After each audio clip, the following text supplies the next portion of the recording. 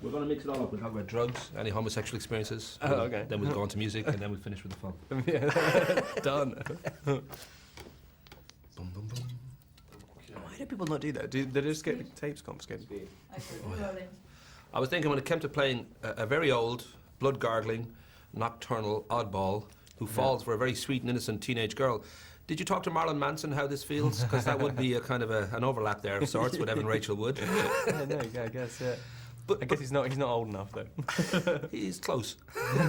But that notion of, I know when you first read this part, you just didn't see how you could play it because the guy just seemed too perfect and too one-dimensional, and it was really the audition with Kristen that made you realise, well, there is something more here we can actually get our teeth into, for want of a better phrase. And then I went back after the audition and looked at the material, and I saw a lot more in it. Mainly, I was just scared of the physical aspect of it because he had a six-pack and I didn't, and that was literally that was it. That was why I thought I couldn't do it. But you threw yourself into it. I know you were doing the gym 8 hours a day sometimes, and almost to the point I think Catherine said, you got to slow down. You're going too far almost, and but you seem to have thrown yourself completely into it, realizing maybe that this was one of those roles that could be a breakthrough. Yeah, I just thought I didn't realize it was going to be like this big, but I thought what I was really thinking was. I guess for my own pride, I didn't want to be involved in a kind of teen thing. So I guess the only way of dealing with that is to kind of really commit to whatever your idea is. And so, yeah, I was just thinking, how can I not look like an idiot? And so I tried to do everything I could. Well, to everybody will be aware at this stage, it's been a huge phenomenon in the States, 35.7 million on its opening day, over 69 million over the weekend that it opened.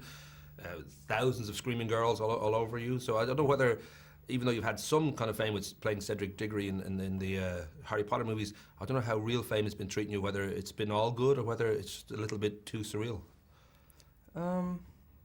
It's weird. I don't go out of my house much, so I don't really notice too many things. It's weird, like paparazzi stuff is weird. I mean, it's a really strange thing to get your head around. But I mean, it's so new still that I can't really exactly be jaded by it, but it does.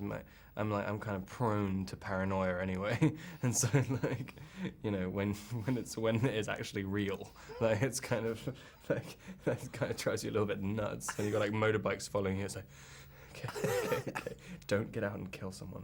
Well, we should mention that Stephanie Meyer's the author of these Twilight books, and there's been 4, and they've been, as I say, huge in America, and they're probably going to be huge now around the rest of the world because of this film. But she's a Mormon, and therefore, I mean, the idea of abstinence is quite a strong, belief for her, and it's kind of handy then that her characters have this problem that they really just can't jump on each other's bones because they might just, rip each other apart. So I don't know, for you, being the method actor that you are, you obviously believe in abstinence then as well because it's part of your character. Absolutely, yeah. You're saving yourself for that right woman. I'm a Catholic as well. I mean, I completely believe in Double that. reason.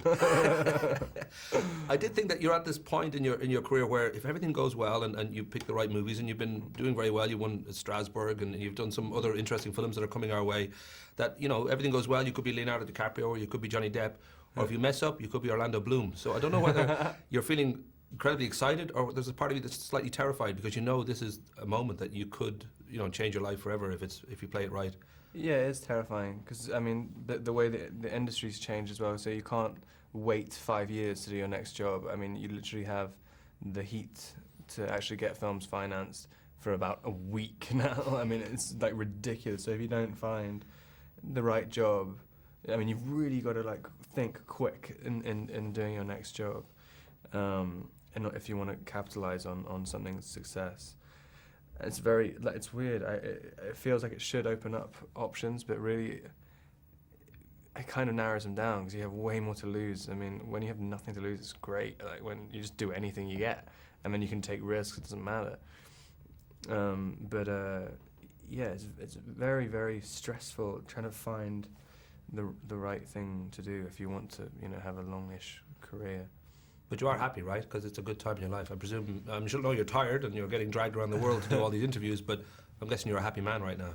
Well, yeah, I was very happy how well it did, yeah. I mean, it's just nice, when there are so many in work-related stuff. I mean, it's nice to be on a I guess, relatively level playing field with other people because, a lot of the time you can do an audition and, you can do it well and people just say, you know, you're not famous enough, you're not commercially viable enough to do the movie. So when you have a movie that's made 130 million or whatever, it's like, kiss my ass. Rock and roll. I'm giving the friendly finger to wrap up. Lovely to talk to you, son. Yeah, thanks a lot.